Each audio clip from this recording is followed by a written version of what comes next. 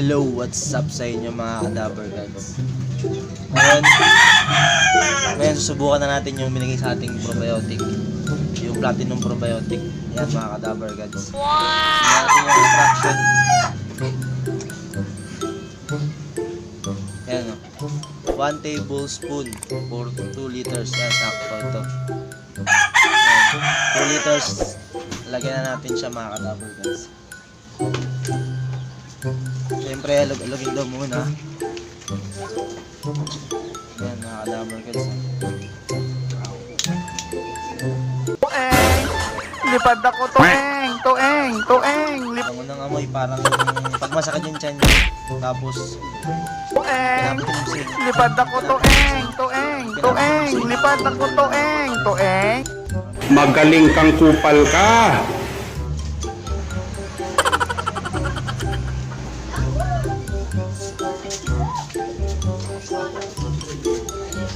nakasarado. Nakasarado.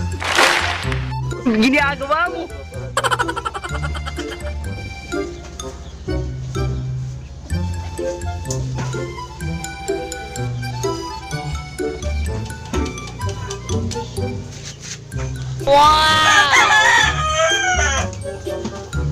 Hingi ng manok, nagpapakatay na yung manok. Nakakatay na yung mamaya. So, Kadaver Gods.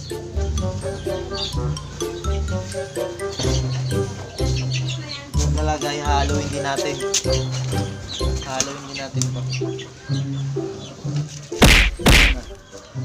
Magiging ganito yung itsura niya mga Kadaver Gods. Ito na yung ipapay natin sa ibon natin ngayon. So yung rice probiotic natin, baka next week na lang din ako magbigay.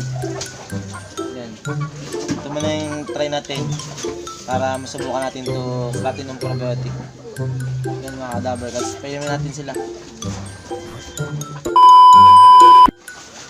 So yun nga mga Kadaver Gods, papainumin natin yung ibon natin na Platinum Probiotic. Tara. Ito na mga Kadaver Gods. Salid mo muna dito. Ito nga pala kay Aaron Bake yan. Nagawak ng camera natin.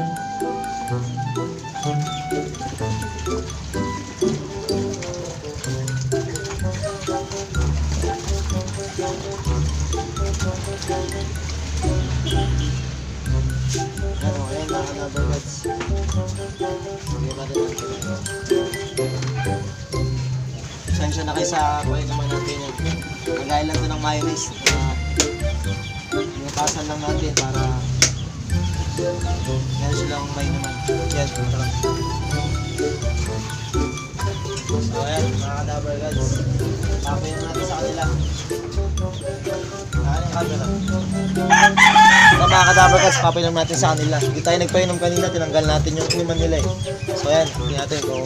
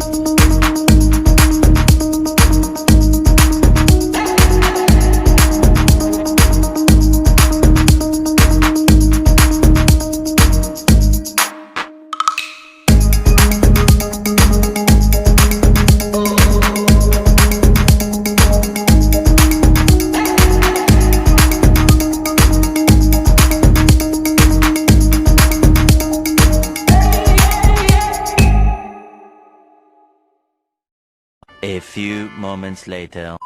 yon mga Kadaver Gods, napainom na natin sila ng Platinum Probiotic. Medyo lutang-lutang yung isip ko ngayon mga Kadaver Gods. So mukhang may bagong pisa tayo kasi may nakita akong shell kanina ng pinagpisaan sa baba. So ito, yun, may anak na naman sila. Ayan. Yan mga ka-Dabber Gods, kung nakikita nyo. Pero kung hindi nyo nakikita, edi Magaling kang kupal ka. meron na naman tayong panibagong inakay, isang peraso. So kahit crowded na tayo, magpaparami pa rin tayo kasi hindi natin alam kung may mawawala ba o hindi. So mas maganda na nagpapasigurado tayo kasi kung sakaling magsimula na yung training tapos mawalan pa tayo ng mga ibon dito yan sa mga overfly, yun nadala na kasi ako higit dati. Nagpaano lang ako ng mga 6 na inakay. Yun, akala ko okay na nawala din yung iba. So may natira tayong 3. So ayun na lang yung inana natin. Na training natin yun mga ka-Dabber Gods. Kaya mas maganda rin minsan papasobra tayo ng breed para sigurado tayo. So yun mga ka-Dabber Gods.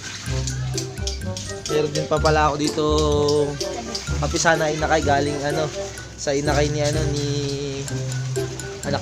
ni Pilay. Ayun si Pilay yung pakpak din mga ka-Dabber Gods. Yung sumabit sa yung sumabit yung paano sa sinulid ng saranggola. Yun mga ka-Dabber Gods. Kasi may mga umekot-ekot na saranggola dito. Yun, sa puno, kung saan man, yung ibon natin.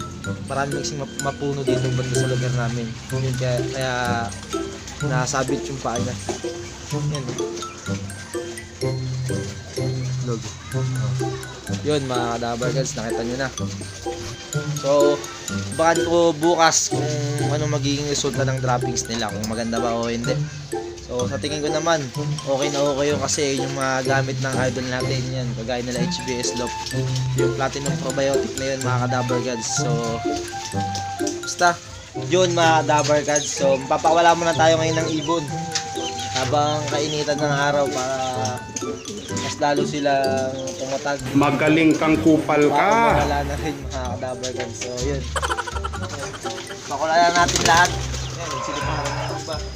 So yun, baka mawala na naman yung inakay na nawala na sa akin.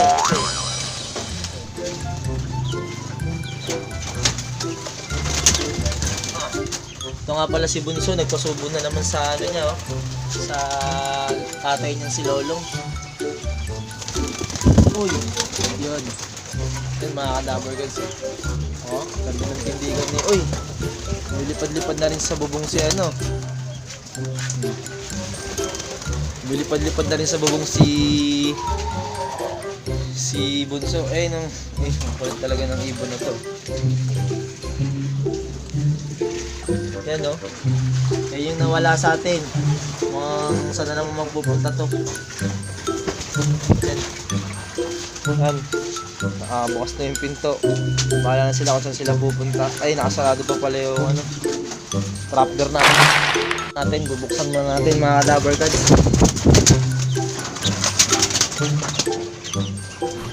Isabit lang to Yan. Yan mga ka-Dabber Gods. Nawala muna kayo dun.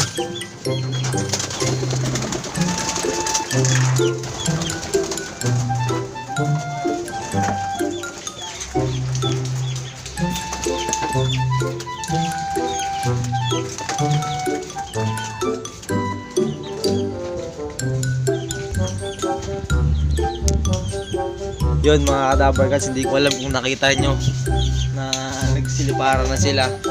Yan, mukhang mabait na ngayon yung ibon natin na lumayas. Tingnan nyo, bumaba agad dito. So ayan, habang nagliliparan pa yung mga ibang ibon natin, ito, papakabait ngayon sa atin. Ayan wow! Lumilipad-lipad kung saan nagpupunta natin. Makulit to. Siguro nadala kasi hindi nakakaya ng isang araw to Yan mga ka-Dabber Gods, parang sila ngayon.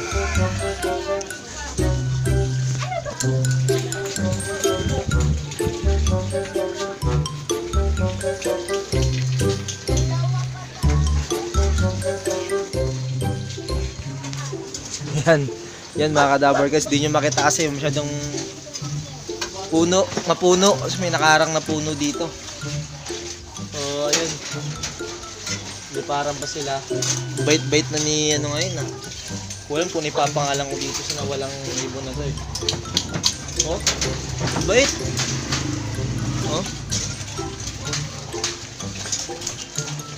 Bait mo masyado ha, di ako sanay ha. Oh.